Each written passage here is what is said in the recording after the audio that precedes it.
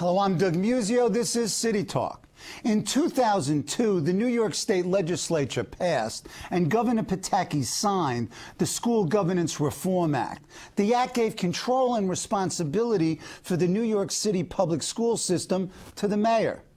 The law sunsets this June 30th, and the issue of mayoral control promises to be the most contentious issues for New Yorkers in the coming months.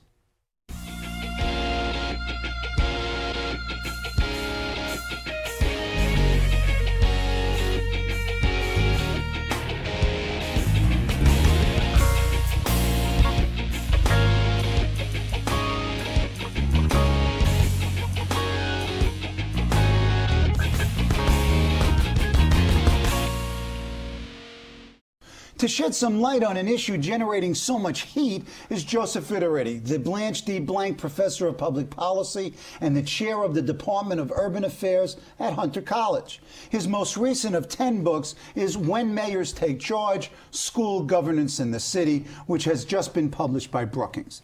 He most recently served as executive director of the Commission on School Governance in New York City and has been special assistant to the New York City Schools Chancellor and a senior advisor to the superintendents in the Boston and San Francisco school systems. Professor Viteritti will be a panelist at a forum on mayoral control to be held on Monday, May 11th at Baruch College and then aired on CUNY TV. Welcome, Joe. Nice to be here, Doug. Okay. I'm hearing that the legislators in Albany are walking around reading When Mayors Take Charge. Is there any truth to this rumor? I've seen it, actually. We were up there a couple of weeks ago, and they're actually reading it. I see the pages dog-eared and hey, come asking on. Questions about it. Bestseller in the Albany Times Union bestseller list. But the point is that they're taking this seriously. They are taking it very seriously. Kathy Nolan, the chair of the Education Committee in the State Assembly, has had 5 public hearings, all in every borough in the city.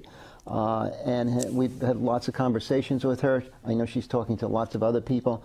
They're really trying to put together the best thinking on this and trying to come to terms with it because they recognize it as an extraordinarily important issue for New York City and especially the New York City schools. Yeah, it sort of flies in the face what's going on in Albany, no?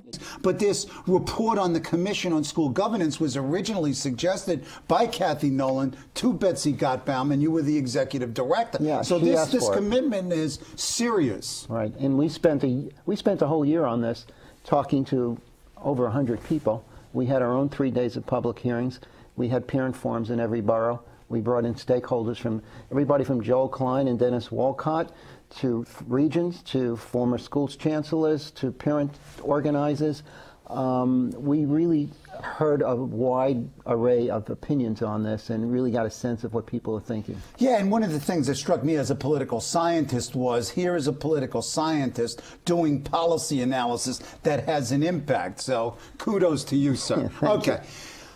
When we use the term mayoral control, what are we talking about? You read the book, and when you talk about mayoral control in Boston, it's different than Chicago, and Chicago is different than Washington, and Washington is different than Cleveland, and Detroit, and New York City. What is mayoral control? What are we talking about? Well, everybody has their own opinion.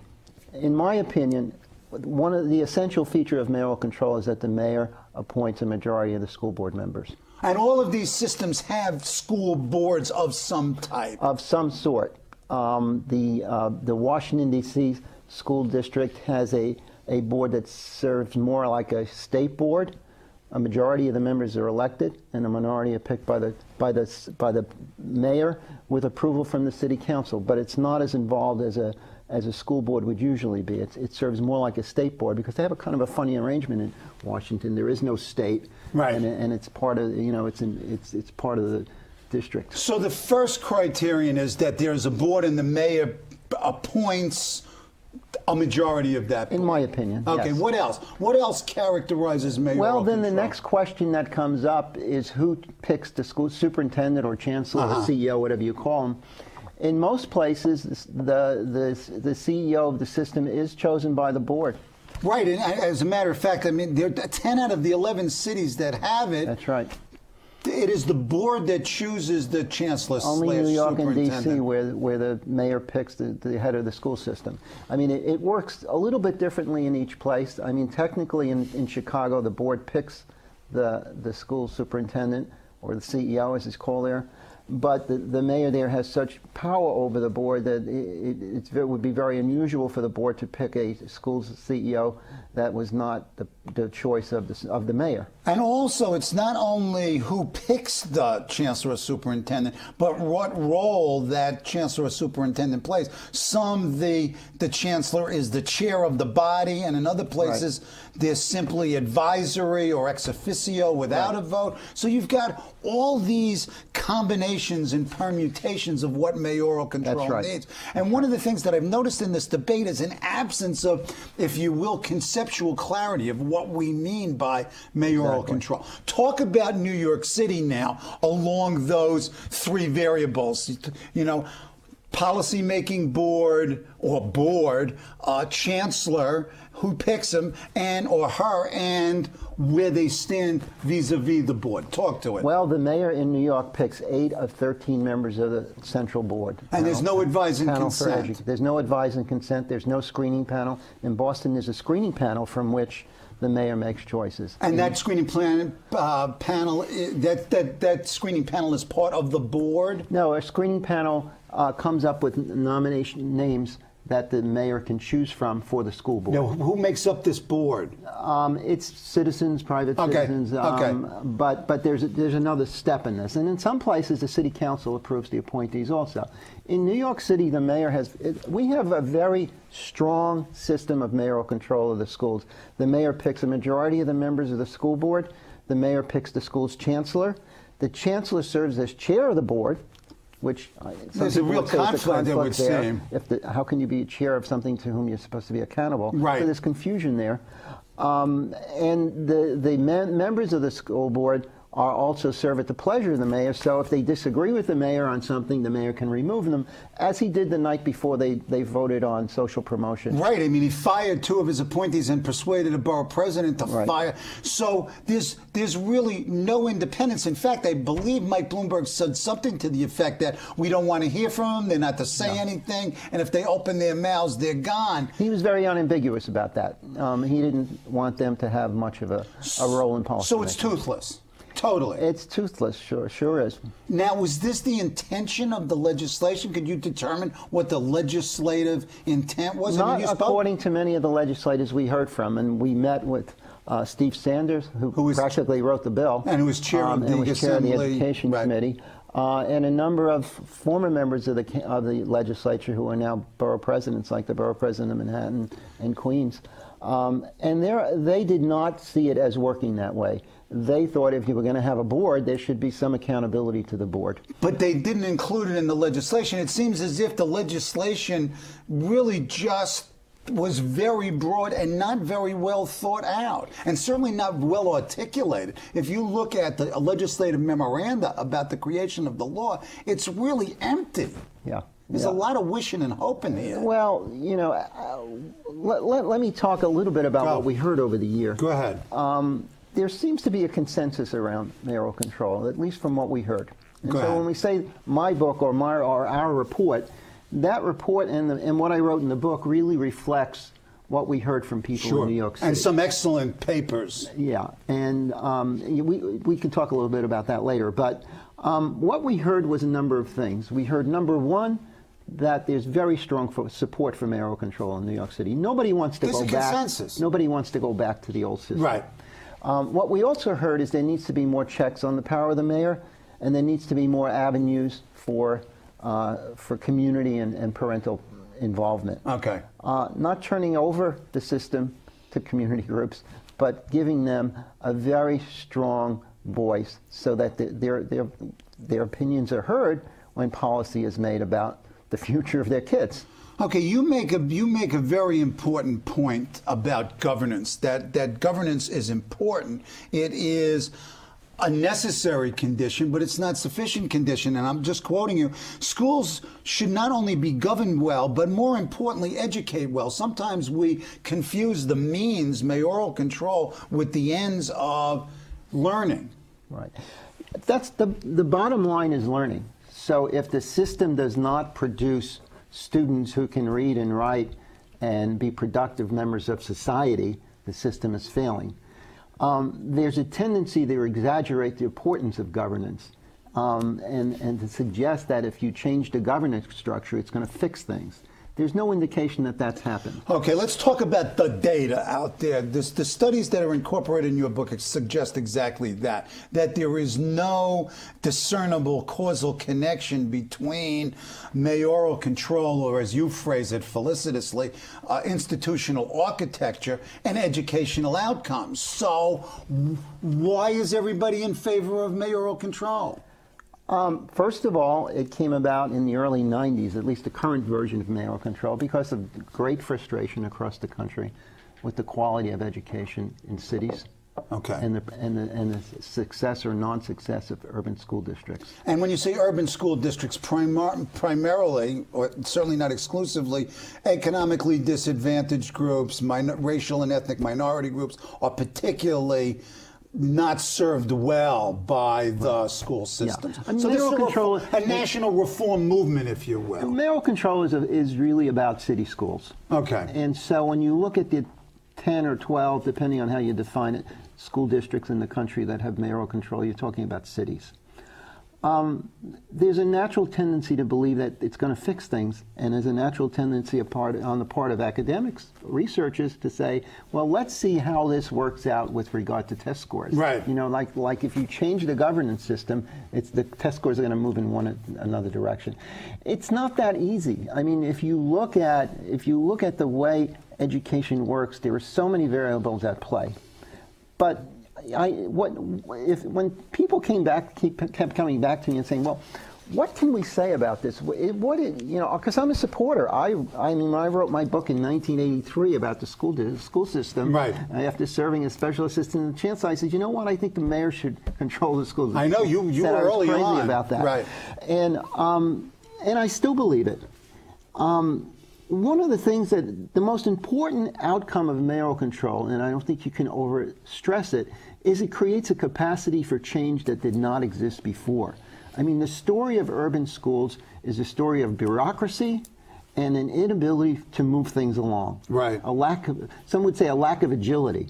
One of the important things that mayoral control does, it creates that capacity for change. And we can't underestimate that because, as I said in the book and in the report, while change is not the equivalent of progress, it's a prerequisite for progress. But beyond that, you have, that's not all you need. It's an enabler.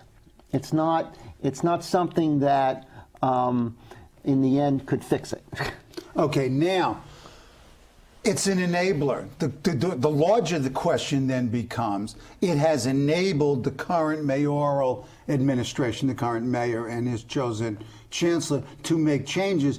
One of the areas that the Commission on School Governance, I think, wisely did not talk about was the whole test score assessment of the system.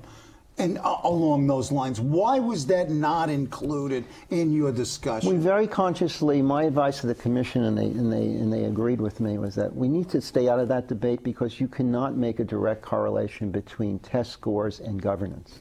I mean, so look at New York. In New York, state tests have gone up in New York City, right? Which is good, fine. And they've gone up throughout the state. But they've gone up throughout the state, right? And so they've gone up in districts, urban districts that don't have mayoral control. In New York, we've also had, because of with mayoral control, we've had a 42% increase in spending in the city school district. Now, that has to play a role in this. So your test scores, whatever they are, particularly if they show improvement, might be an impact of funding, irrespective of structure. Could be an impact of lots of things. And some people would say they don't believe it's state scores because when you look at the national NAEP scores, the nation's report card, National Assessment of Educational Progress. Right. Go ahead. The scores in New York City are pretty flat. And if you go further and compare city school districts that have mayoral control with those who don't, there's no suggestion that the schools with mayoral control do better. So you're telling me that using the metric of the NAEP tests, that after 7 years, there is no discernible meaningful improvement of student outcomes. Is that what's suggested by the data? Yeah. So even spending 42% increase and changing the governance structure, you ain't got much change. Why not? Why is it the problem so utterly resistant to governmental structure and money? Well, some people would say it depends on which exams you believe. Some people will focus on the state exams and say it's not a sample. The state exams test almost every kid. The NAEP scores are a sample.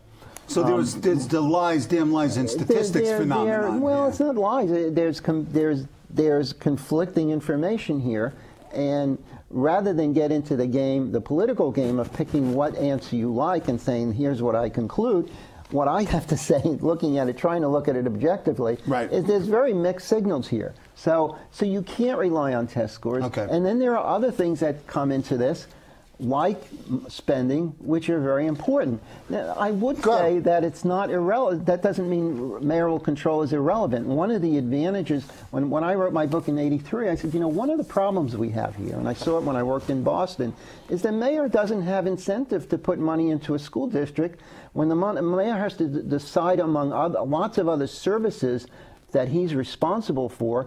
Why would he want to put it in the school district if he's not accountable for the school? So there's an argument here, and you can't ignore the fact that local spending went up 48% in New York City under mayoral control.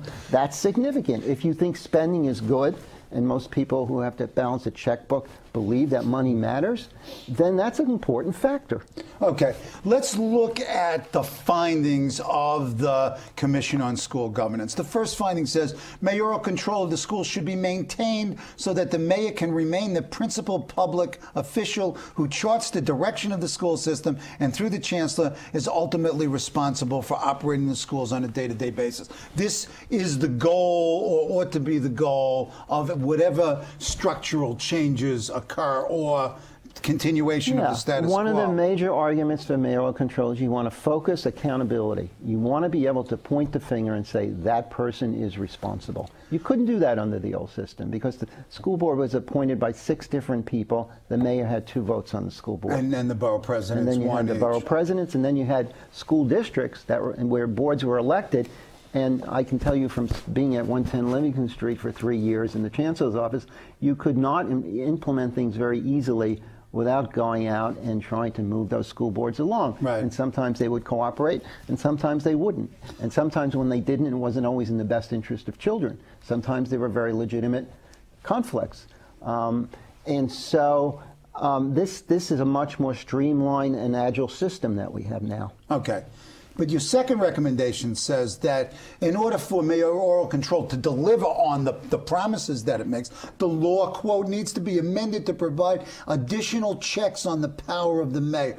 Talk about the panel on educational education policy, and what your recommendations or the Commission's recommendations are and how it differs from the current system. Let me talk about 3 points. One of the things we said is that there has to be clarity on who is accountable for auditing the school system financially. Right. Because there's lack of clarity now. And it needs to be the city controller. And I think that what you've got is the current Chancellor sort of playing games by saying, well, we're a state agency here, but we're not a state agency. Joe Klein's a litigator. He looks at the law and says, what do I want to get out of this? Right. How do I play it? Okay. That's the way he looks at it. And the law is ambiguous as it's currently constituted. The law is constituted. very ambiguous, too ambiguous. It also has to do with the whole question of contracting and whether you follow what's required in the city charter for this procurement process with contracting. I mean, we've had a situation here with hundreds of millions of dollars of no-bid contracts, which is problematic. Right. And so that was one point. And Comptroller Thompson has talked about this repeatedly. He has. And I think there's going to be a state report out on this soon. The second thing we said is you need an independent source of data, because there's a temptation, as you have a political person whose future relies on the progress of the school district, there's always a temptation, and this is just a reality of politics, it's not even a criticism, to put the best face forward. Right. And so what you not need to say is cook the books, but no, put the best face forward. No. Could happen.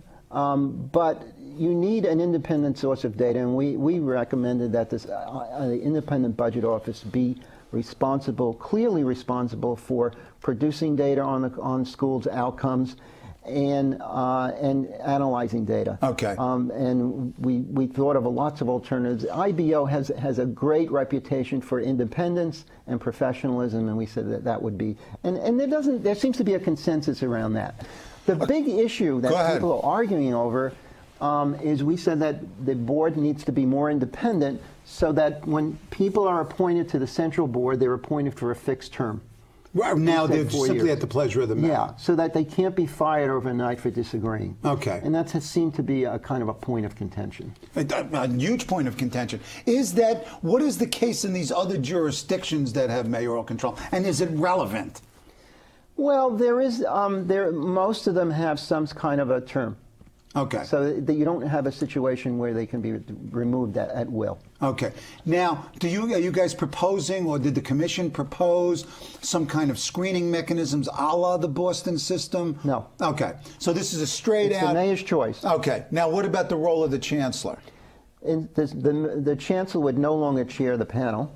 Okay. The chancellor would be an ex officio member of the panel without a vote. Okay. And the reason he needs to be an ex officio member of the panel is because he's got to be there when the panel meets, because he's got most of the information He's the expert. they need to make decisions. Having been a member of a New Jersey local school board, I mean, you've got the board members, 9 of us, and then you have the superintendent. The superintendent is their ex officio and doesn't have a vote, but certainly doesn't chair the meeting. So that's much more in line with contemporary American school practices, not only locally but nationally as well. It's in line with the basic principles of American governance. You can't chair a board and be accountable to it at the same time. Okay, now, in terms of appointments to this board, how big is the board? How many appointments does the mayor get? Who else gets appointments? We said the same lineup: eight appointees by the mayor, 5 appointees by the borough presidents. Okay. There are ways people can play with that. Right. I mean, you could add the city council, you could add the speaker, you could add the controller. We never said that this is the only way to do it.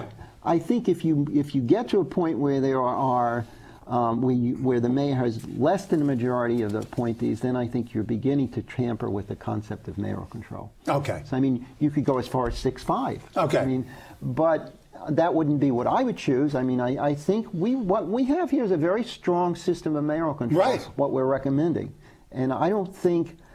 I mean, what the fixed term does is it creates a level of accountability that doesn't exist now. Okay. It's not crippling in any way. I mean, our thinking was that under the old system, the mayor appointed 2 members to the board. It was 7 members, and he needed 4 votes for majority. Right. Now he starts with 8 and he needs 7. Right. So that's hardly difficult. It shouldn't be an overburdening challenge to get 8 votes from your own appointees.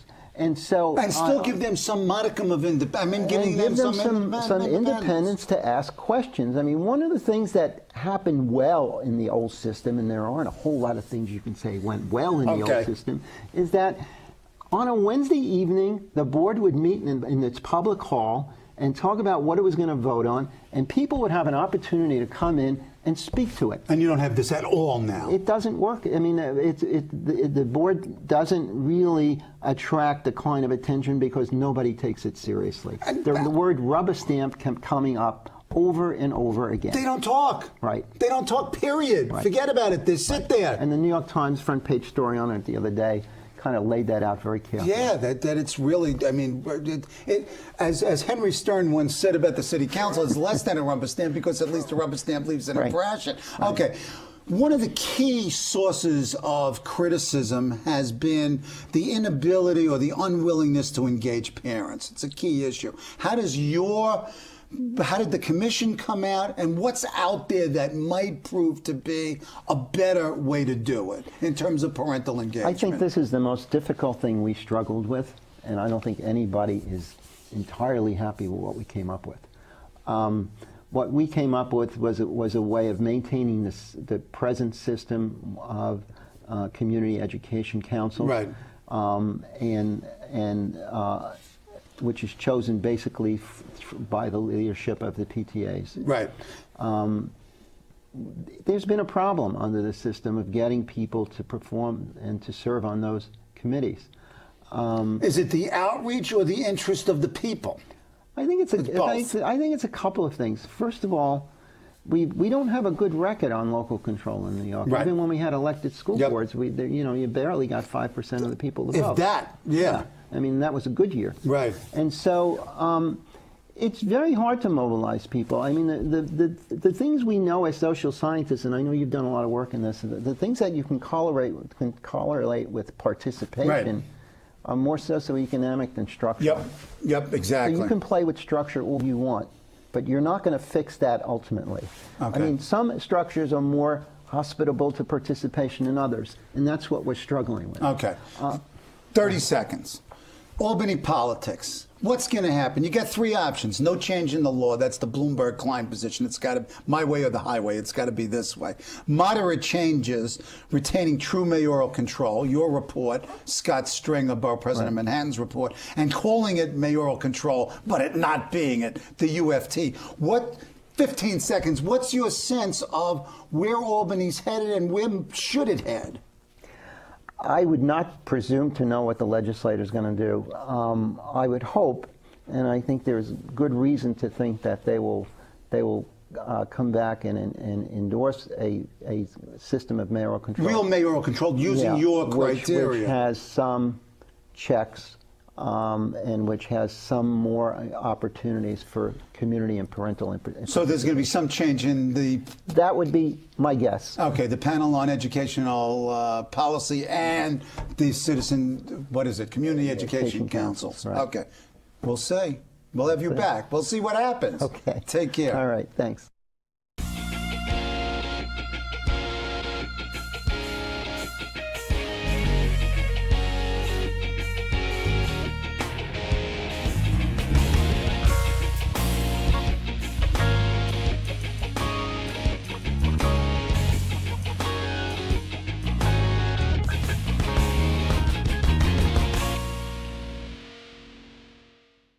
Hello, I'm Doug Muzzio.